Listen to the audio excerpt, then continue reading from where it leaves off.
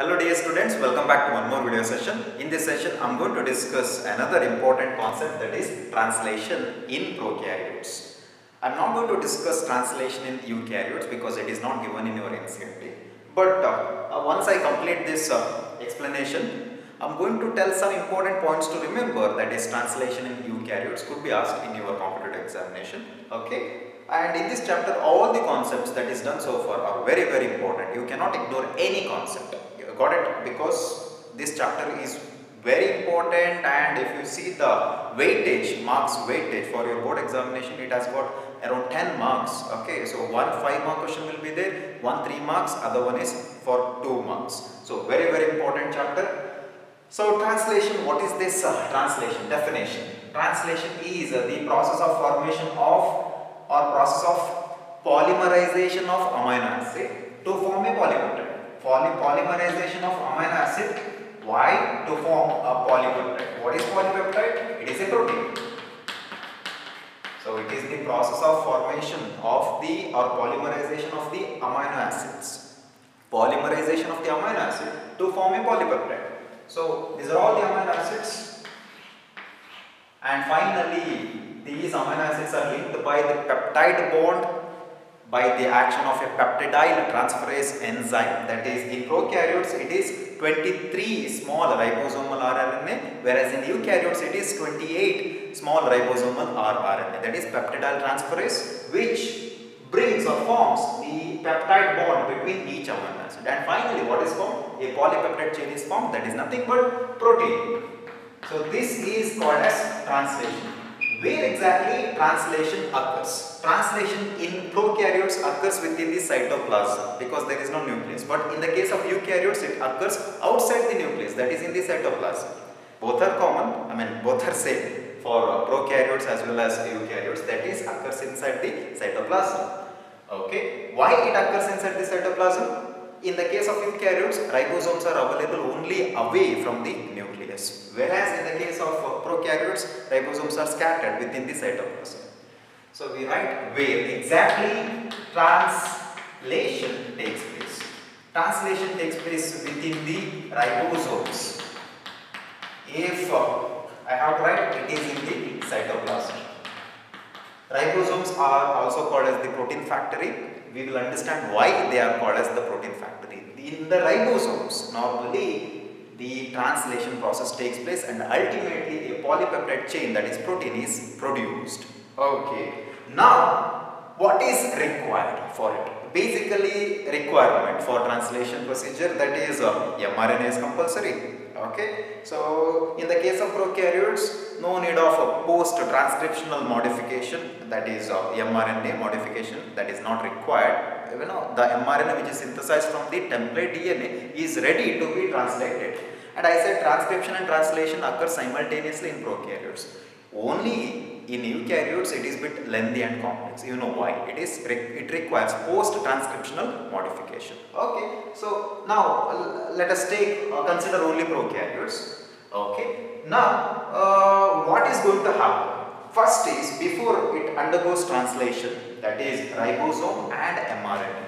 So let me just write, mRNA should combine or meet the ribosome. The mRNA should meet the ribosome for the translation procedure. That means the combination of mRNA and ribosome will initiate translation process. This is very important. Why mRNA? The mRNA is now containing the sequences, that is nothing but the message which is transcribed from the template DNA. We know about it, correct? So that is mRNA. Ribosomes contain certain enzymes. There are so many factors required for translation, and the ribosome is the only organelle, that is non-membrane bound organelle, which has many ribosomes or many enzymes for translation procedure. Okay, so remember, many enzymes are there. How many enzymes are there?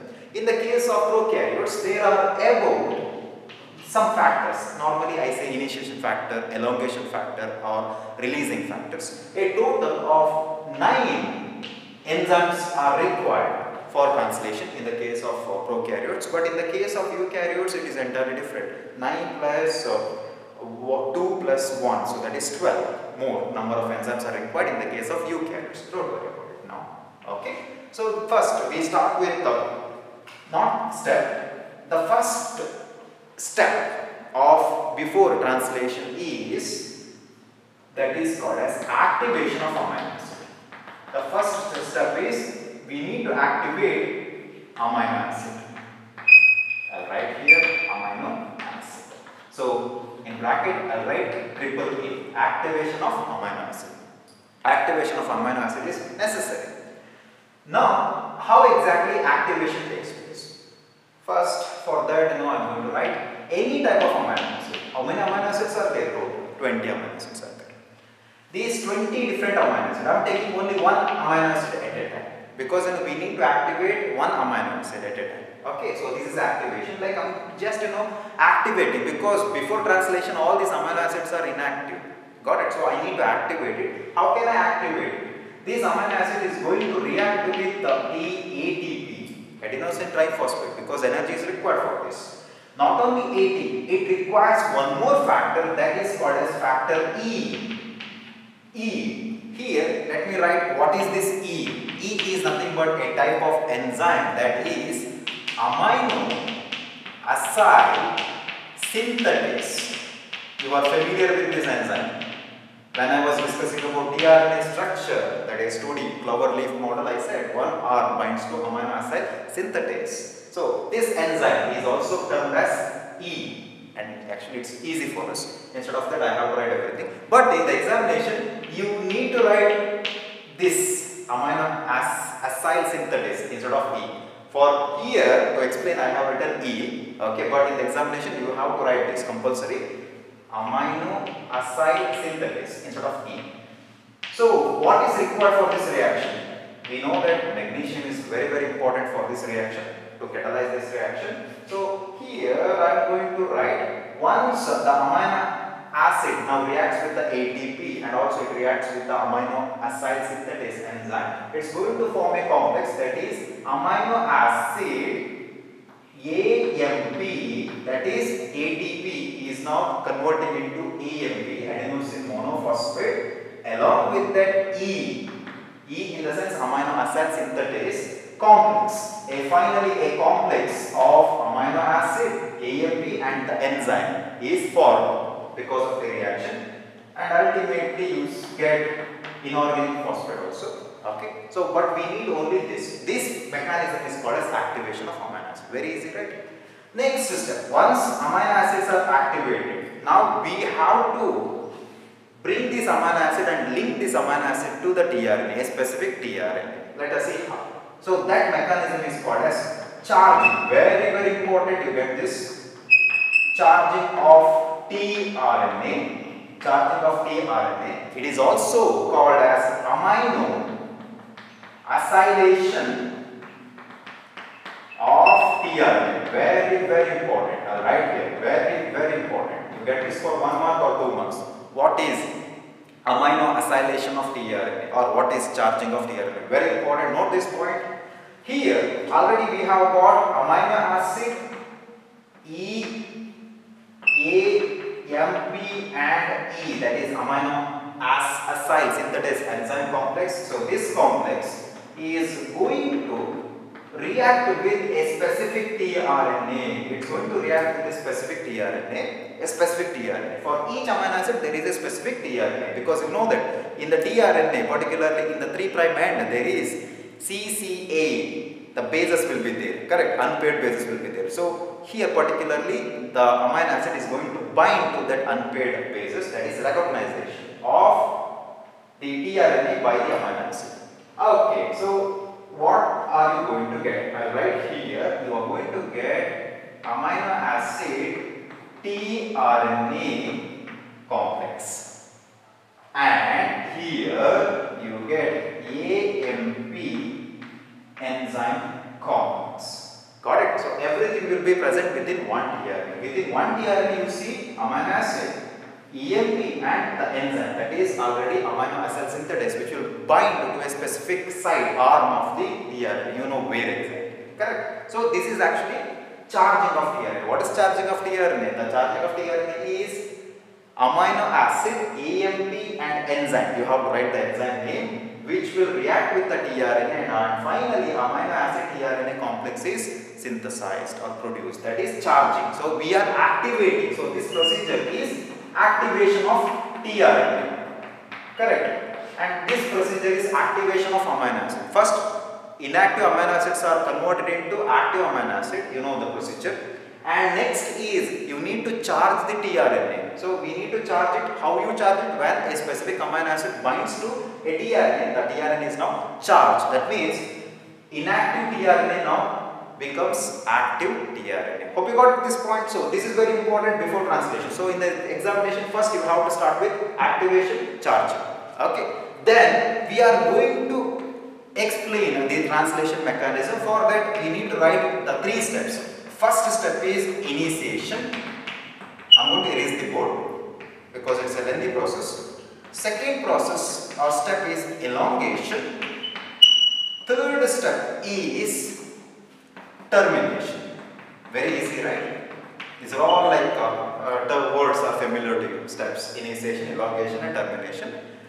Initiation. What is required for this process? Let me just erase this portion. Copy it, very important. So, initiation mainly requires some enzymes. They are also called as initiation factors. Please write down initiation factors such as IF1, IF2, IF3. How many initiation factors are there in prokaryotic translation? 3. So, please write 3. But in the case of eukaryotes, how many? I'll write here. You can also note this point.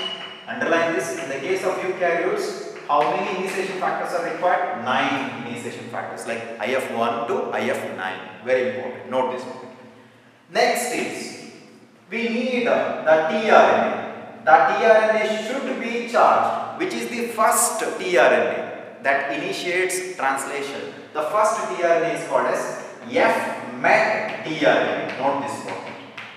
F-met means formulated methionine tRNA. See, formulated methionine, that is the amino acid which is formulated, only seen in prokaryotes, correct? So, because I am talking about prokaryotic translation, F-met tRNA, that is required. Next, important, mRNA. mRNA is compulsory. mRNA is compulsory. It has got the sequences or information which is copied from the template DNA to synthesize a polypeptide chain. So, mRNA is required, which contains untranslated region as well as codons. That codon in the sense, start codon will be there, some codons will be there and stop codons will be there. Okay, so mRNA is required and energy is compulsory, GT in the form of guanosine triphosphate, that is required. Then we need ribosomes. Normally, in the case of prokaryotes, there are 2 subunits of the ribosome, that is 30S, smaller ribosomal subunit, SRS, smaller ribosomal subunit, and we need larger subunit, that is 50S, that is not SRS, LRS, larger ribosomal subunit. We need these 2. Okay. Normally, when they are present independently, that is 30S and 50S, they are separated. They will be inactivated. They are in inactive form. Remember it. So when they combine 50S and 30S combine, it's going to produce 70S type of ribosome, that is the active form of ribosome. Note this point. Next is for elongation, what is required? We need elongation factors, that is EF, elongation factors, that is EFT mu, then EFTS, EFG.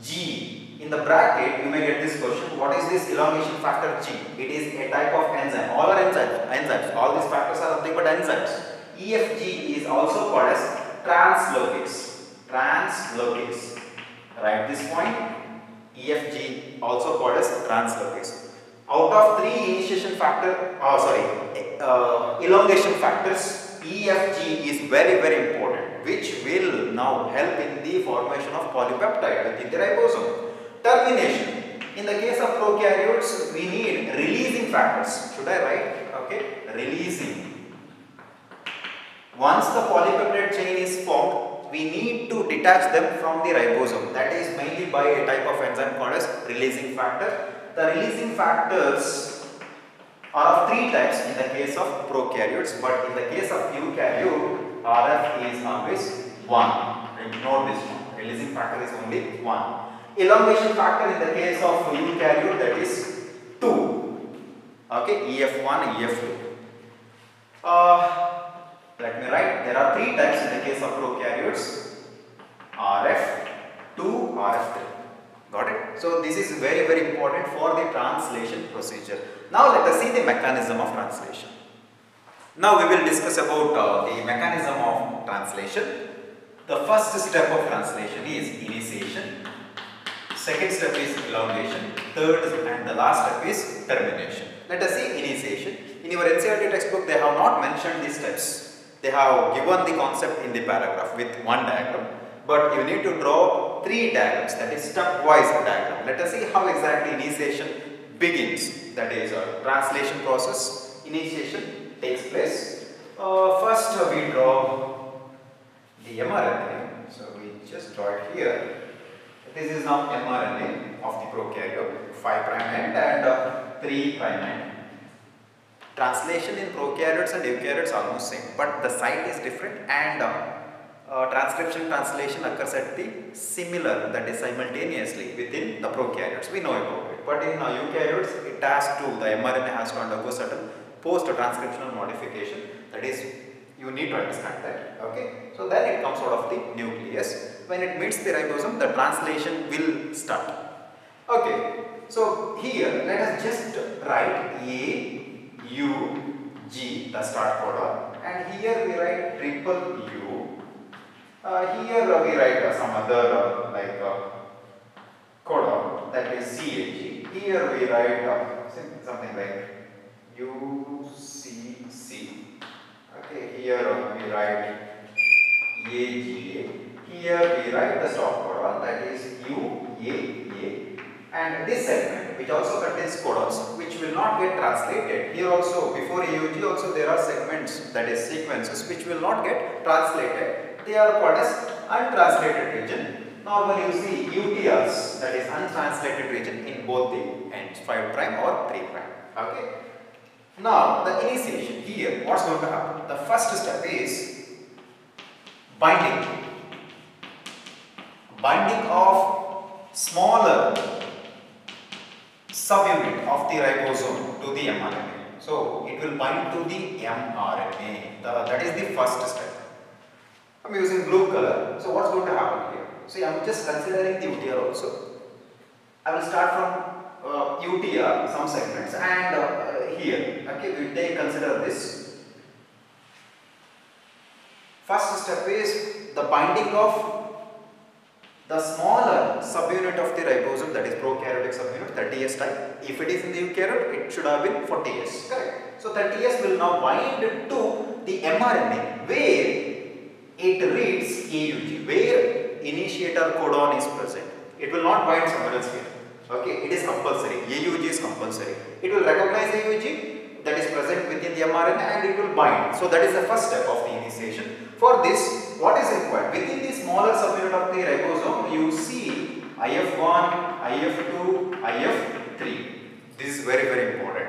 IF1, IF2, IF3 is very important, and even the energy is also very, very important, GTP. So that will be present within the smaller subunit of the ribosome. They will bind to the mRNA, that is the starting point of the initiation. Let us see the second step of the initiation. Within this step, you see the second step. The second step is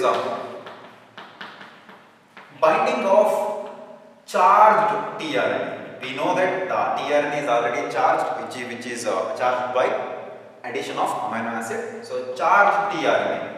Which type of charged tRNA? That is F-MET tRNA, formulated methionine tRNA. That will now bind to, I am using pink color, so that will now bind to, so let us draw like this. Okay, it will now bind to AUG. This specific tRNA now reads AUG because it has got the codon, that is UAC. This tRNA now binds them, so this is tRNA. it is now carrying formulated methionine. I just write methionine. So I have drawn a circle and inside that I have put methionine. Okay. So this is the basic second step. Now the third step is binding. Again, all the steps are nothing but binding. The binding of 50S, that is the larger subunit of the ribosome, 50S ribosome, to this 30S type. Just write on that. It is going to bind. So I am using the red color here. The larger subunit is going to bind to the smaller subunit of the ribosome, where already tRNA containing methionine is already bound to AUG. So this is all about initiation. For this, what is required? Initiation factor 1, 2, 3 is required. GTP is also required. So this is actually all about initiation. Hope you understood this. Okay. Now what's going to happen? The ribosome, now after this is 50S and this is 30S.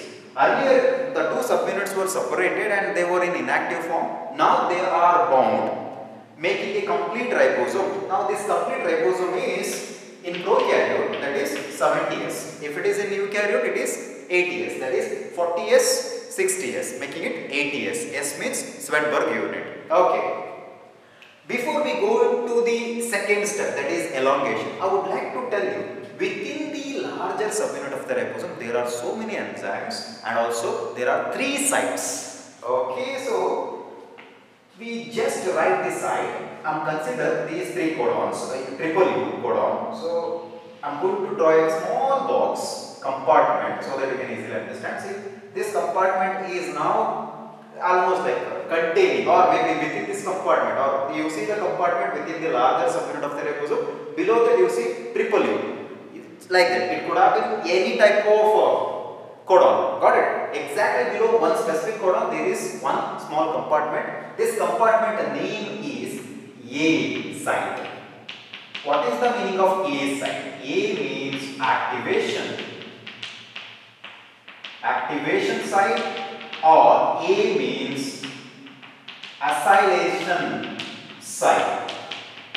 Amino acylation site or acylation site. Okay, you can also add amino acylation site. Both are correct. Okay, it has got 2 names, A site. Now AUG is there, right, which is where the tRNA containing methionine already bound to AUG. It has one more site here. You see one more site within the larger subunit. It is also similar to A site. See this box where tRNA is now present. AUG is present just below this box, and the name of the box is P site. What is this P site? Right here, the P site is peptidyle site. Okay, peptidyle site. What is the specialty of peptidyle site? It has got 2 important specialities or points to remember right here. That is a peptidyle site, the P site. The P site, the first one is the first tRNA. What is that first tRNA? You have to write F met tRNA. Methionine containing tRNA binds. Because AUG, the start codon, is situated just below the P site. Got it? So the first tRNA will be situated within the P site, or it will first comes from outside and now fixes or fit itself within the P site. Got it? So this is the thing. Second function is it contains a type of ribosome, not ribosome, it is an enzyme called as peptidyle transferase. You get this question? I think I have already explained about peptidyle transferase. Peptidyle transferase is in the case of prokaryotic ribosome, that is particularly in the P site of the larger subunit of the ribosome, that is 23 small ribosomal rRNA.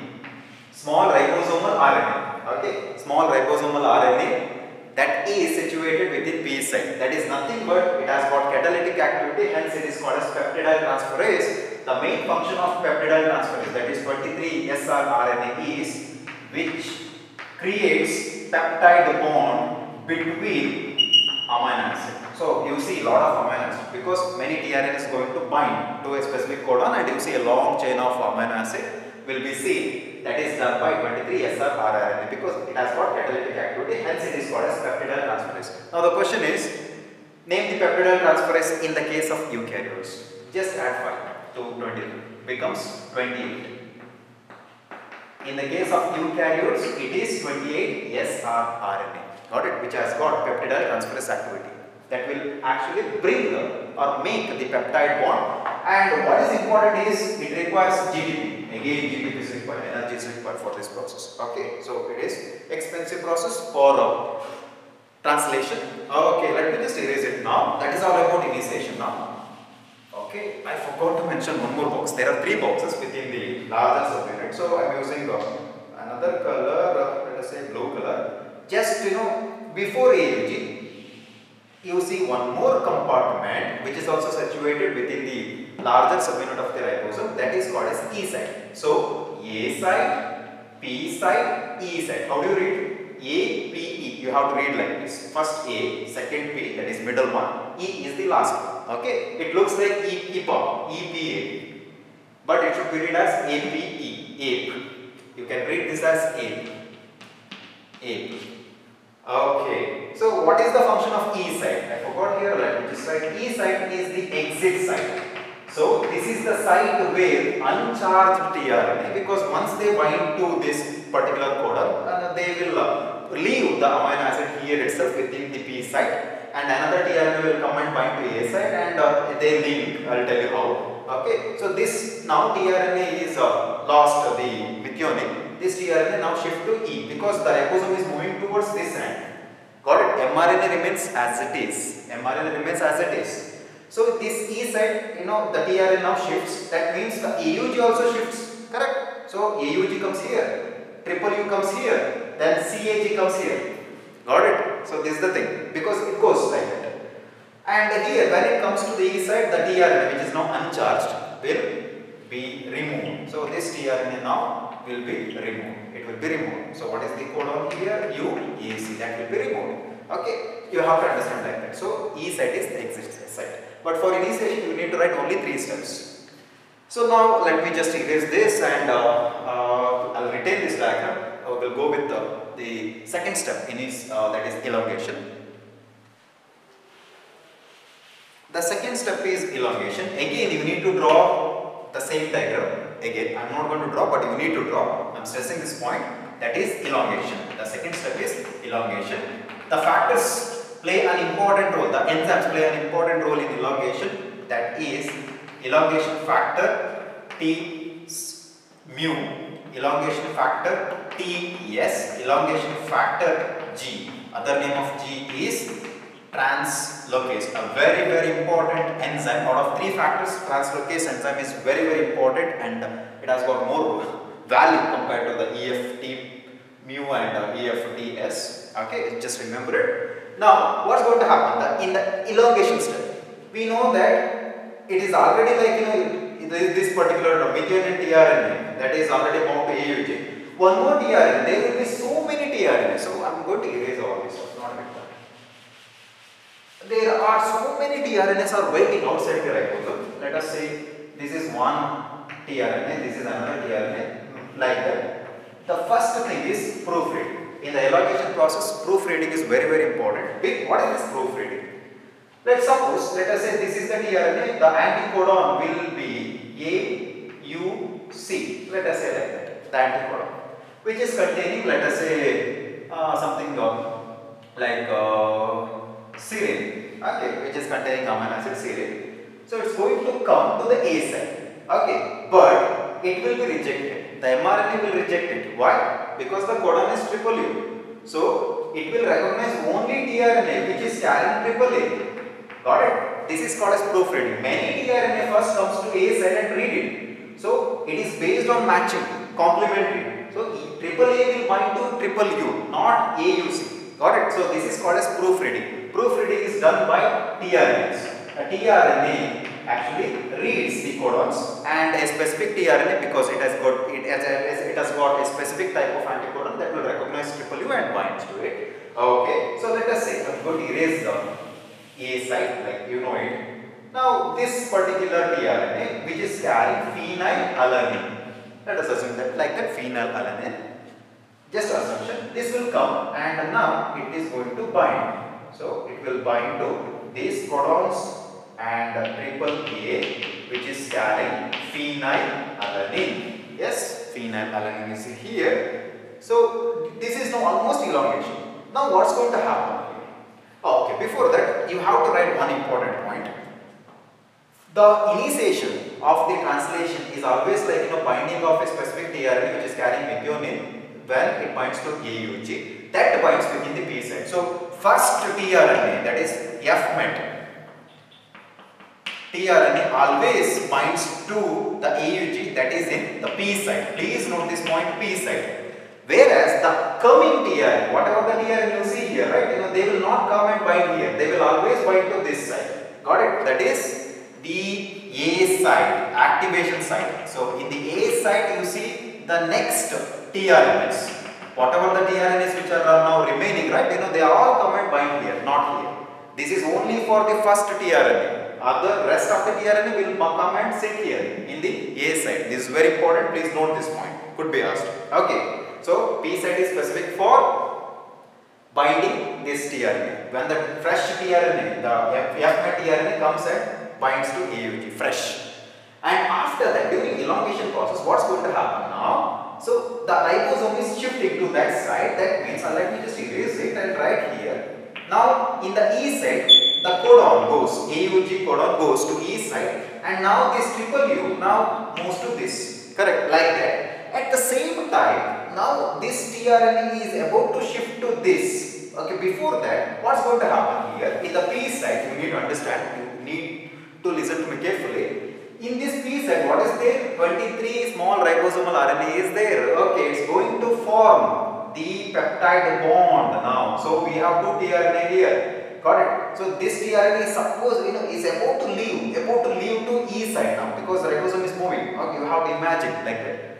So now this tRNA also about to shift to this P site, about to shift. So at that moment, the peptide bond is formed between methionine and phenylalanine. So now this particular tRNA containing phenylalanine also contains methionine. Yes, where exactly? Now in the P site, because when the peptide bond is formed, what's going to happen? The ribosome also moves. Now this triple A tRNA which is containing phenylalanine.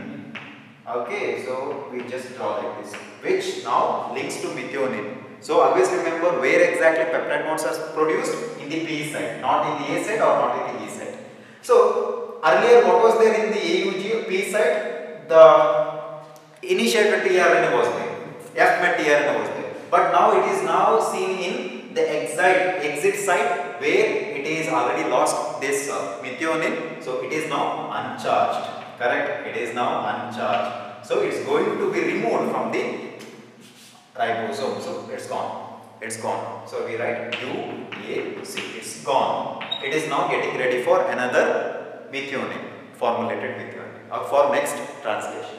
So this is actually the mechanism. Next tRNA. So AGU. Okay, we just write AGU here because it's shifting. So another tRNA which should have UCG. I am not sure about the amino acid. Let us just assume that something like arginine. Okay, so arginine will come. So again ribosome moves. This UCG tRNA containing arginine will shift to the P site. When it shifts, what's going to happen? A peptide bond formation takes place because of the action of 23SR RNA, that is peptidyl transferase, with the involvement of GTP. Done. So this AAA, another, this already bound to the P site, now shift to this exit site, again it leaves.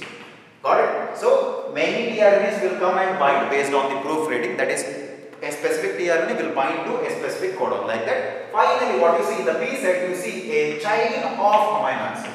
This process is called as elongation.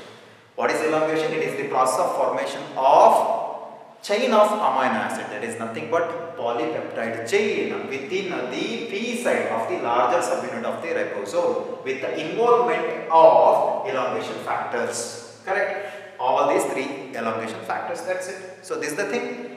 Okay, so now last step, let me erase it.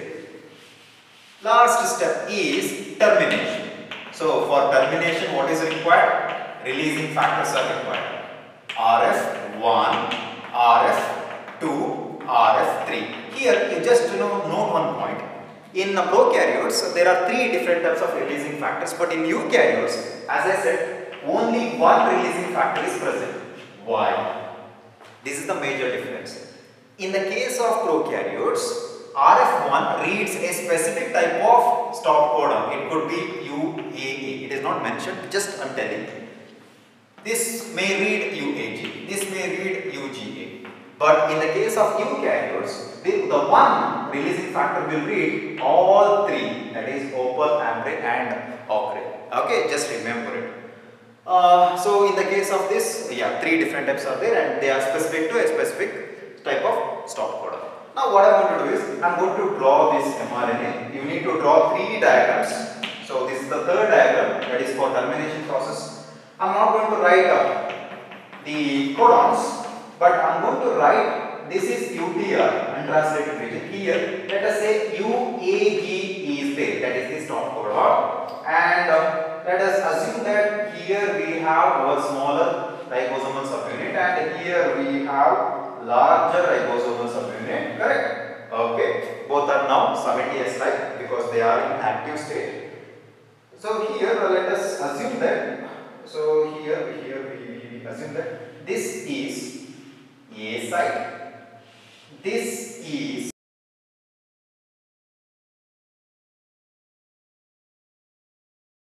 here we have B site and here I am going to use the blue color, exit site. So in the exit site you see many tRNAs because already elongation process is completed. Okay, so here in the B site you see one tRNA, that is the last tRNA. The last tRNA which is now bound to this sequence. Let us assume that something like UAC, here AUG. Okay, so that is actually the anticodon which is now carrying let us say phenylalanine or something only. Let us say glycine. Okay, let us say glycine. So this particular glycine containing tRNA now reads UAC and it is not present within this. And another tRNA is present within the E site, but it is about to leave this ribosome. Here there are many tRNAs. They are waiting to bind to UAG, but there is no anticodon in the tRNA which will read UAG. There is no proofreading. Proofreading is not possible because for this codon there is no tRNA. So UAG or any tRNA cannot bind to the UAG. That is enough. So many tRNAs will come and try to read UAG, but it cannot read because there is no anticodon to bind to UAG. So what's going to happen? A factor comes. That factor is releasing factor. That will now bind to the A site, activation site. Okay, it blocks. So this is enough for the detachment of mRNA. So mRNA now will be removed. So I forgot to mention that. Okay, so within the preset you could see a long chain of polypeptide. Correct.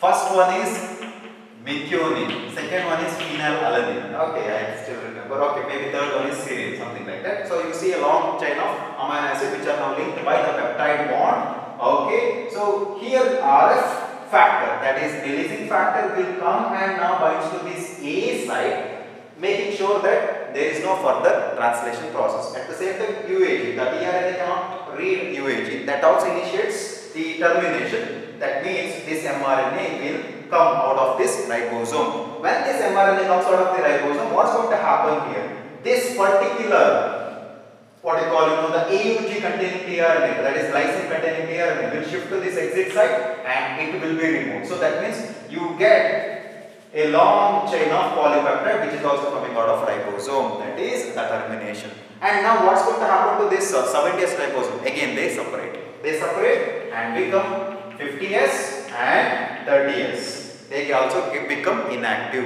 Okay, so they will wait for another new mRNA. So if another new mRNA comes, obviously they bind and the same process will be initiated. So that's all about termination. Very easy. Got it? So what is termination? It is the process of removal of the mRNA from the ribosome, because when there is no tRNA to read the stop codon, the releasing factor will come and bind to A site, terminating the translation process. That's all about it. So hope you understood this. Okay, so let me just tell you the initiation factors. Normally there are 9 types in the case of eukaryotes, that is IF1 to IF9. I think I explained it. Whereas elongation factor, when you write elongation factor for eukaryotes, first write small e, EF.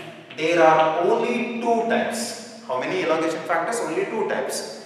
Whereas RF, how many RFs are there? Releasing factor, only 1 in the case of eukaryotes. Prokaryotes, easy, 3. Very easy to remember. That's all about from this session. Hope you understood this. Practice very well. I'm going to give you the same question in the upcoming test. Have a good day. Enjoy.